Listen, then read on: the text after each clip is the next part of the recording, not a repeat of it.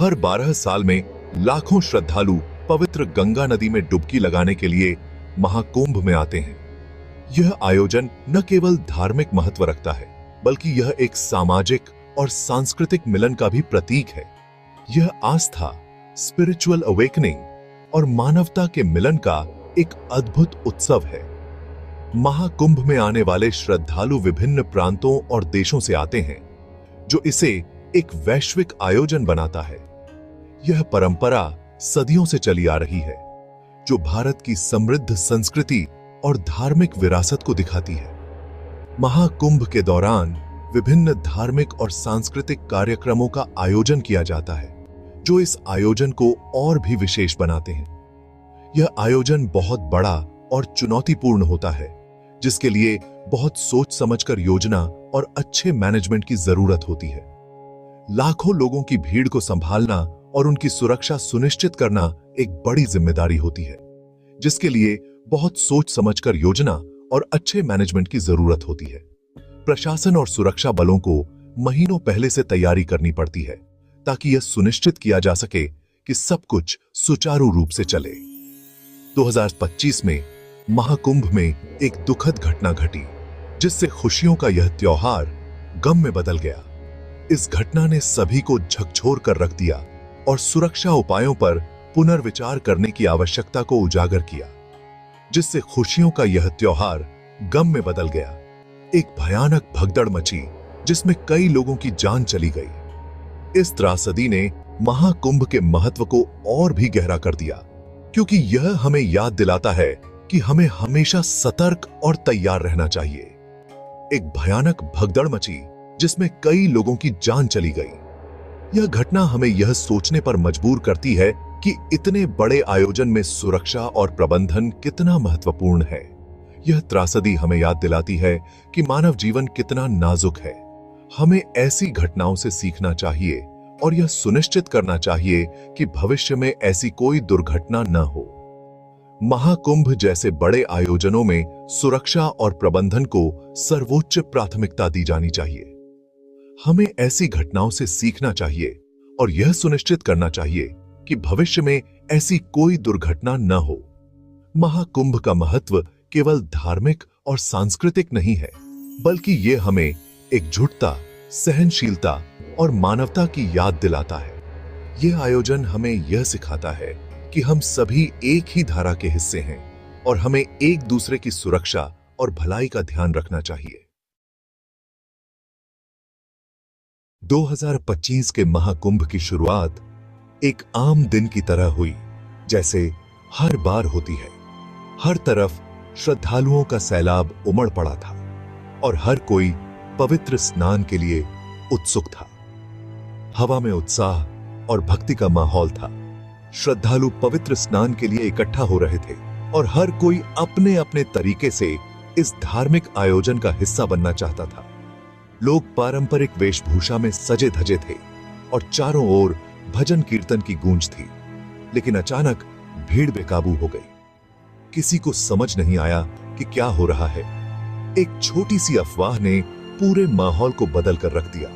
देखते ही देखते खुशी और उमंग चीख पुकार और भगदड़ में बदल गए। लोग इधर उधर भागने लगे और हर कोई अपनी जान बचाने की कोशिश में जुट गया। लोग एक दूसरे पर गिरने लगे और भगदड़ मच गई। किसी को समझ नहीं आ रहा था कि क्या करना है। हर तरफ अफरा तफरी का माहौल था। इस हादसे में 35 से 40 लोगों की मौत हो गई और यह संख्या बढ़ती ही जा रही थी। आपातकालीन सेवाएं तुरंत मौके पर पहुंची, लेकिन तब तक बहुत देर हो चुकी थी, जबकि कई घायल हो गए। घायलों को तुरंत चिकित्सा सहायता दी गई और उन्हें नजदीकी अस्पतालों में भर्ती कराया गया। डॉक्टर और नर्सें लगातार घायलों की देखभाल में जुटी रहीं। मरने वालों में महिलाएं, बच्चे और बुजुर्ग शामिल थे। यह दृश्य बहुत ही हृदय विदारक था। परिवार के लोग अपने प्रियजनों को खोने के गम में डूबे हुए थे। यह घटना बहुत दुखद थी और इसने पूरे देश को हिलाकर रख दिया। हर कोई इस त्रासदी से स्तब्ध था और पूरे देश में शोक की लहर दौड़ गई। समाचार चैनलों पर इस घटना की कवरेज लगातार चल रही थी और हर कोई इस हादसे के बारे में जानने के लिए बेचैन था। जो लोग उस भयानक भगदड़ में मौजूद थे, उन्होंने डर और अफरा तफरी का मंजर देखा। यह दृश्य किसी भी इंसान के दिल को दहला देने वाला था। चारों तरफ चीख पुकार मची हुई थी और लोग अपनी जान बचाने के लिए इधर उधर भाग रहे थे। चश्मदीदों ने बताया कि कैसे लोग अपनी जान बचाने के लिए संघर्ष कर रहे थे और हर कोई अपनी जान बचाने के लिए किसी भी हद तक जाने को तैयार था। लोग एक दूसरे को धक्का दे रहे थे और कुछ तो अपने पैरों तले कुचले जा रहे थे, एक दूसरे पर चढ़ रहे थे। इस भगदड़ में किसी को किसी की परवाह नहीं थी। हर कोई बस अपनी जान बचाने की कोशिश कर रहा था। यह दृश्य इतना भयावह था कि लोग अपनी जान बचाने के लिए किसी भी हद तक जाने को तैयार थे। एक महिला ने बताया कि उसने अपने बच्चे को खो दिया था। वह अपने बच्चे को ढूंढने के लिए बेतहाशा भीड़ में इधर उधर भाग रही थी, लेकिन उसे कहीं भी उसका बच्चा नहीं मिला और उसे ढूंढने के लिए वह बहुत जोर से चिल्ला रही थी। उसकी चीखें दिल को चीर देने वाली थीं और उसकी आंखों में डर और बेबसी साफ झलक रही थी।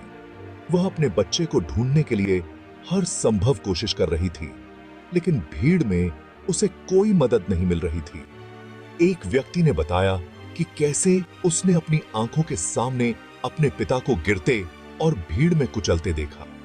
वह अपने पिता को बचाने की कोशिश कर रहा था, लेकिन भीड़ इतनी ज्यादा थी कि वह कुछ भी नहीं कर सका।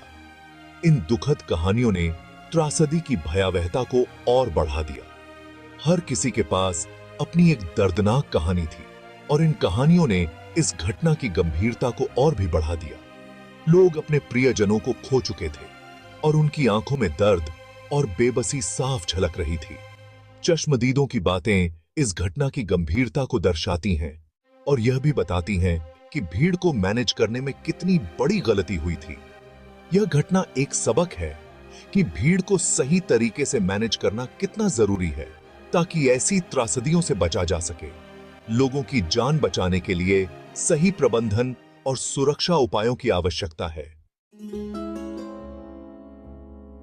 इस भयानक घटना के कई कारण बताए गए। सबसे बड़ा कारण था भीड़ को कंट्रोल करने के इंतजाम में कमी। लाखों की संख्या में श्रद्धालुओं के आने के बावजूद सुरक्षा के इंतजाम पूरे नहीं थे। संकरे रास्ते, सही मार्गदर्शन की कमी और अफवाहों ने स्थिति को और भी बदतर बना दिया। कुछ लोगों ने प्रशासन पर लापरवाही का भी आरोप लगाया। उनका कहना था कि अगर सही से प्रबंधन होता तो इस त्रासदी को रोका जा सकता था। त्रासदी के बाद प्रशासन ने क्या किया, इस पर सवाल उठने लगे। कुछ लोगों ने सरकारी एजेंसियों की आलोचना की। उनका कहना था कि वे स्थिति को संभालने में नाकाम रहीं। सरकार ने जांच के आदेश दिए, लेकिन पीड़ित परिवारों और आम जनता ने इसे देर से उठाया गया कदम बताया। प्रशासन की जवाबदेही और पारदर्शिता की कमी ने लोगों के गुस्से को और भड़का दिया।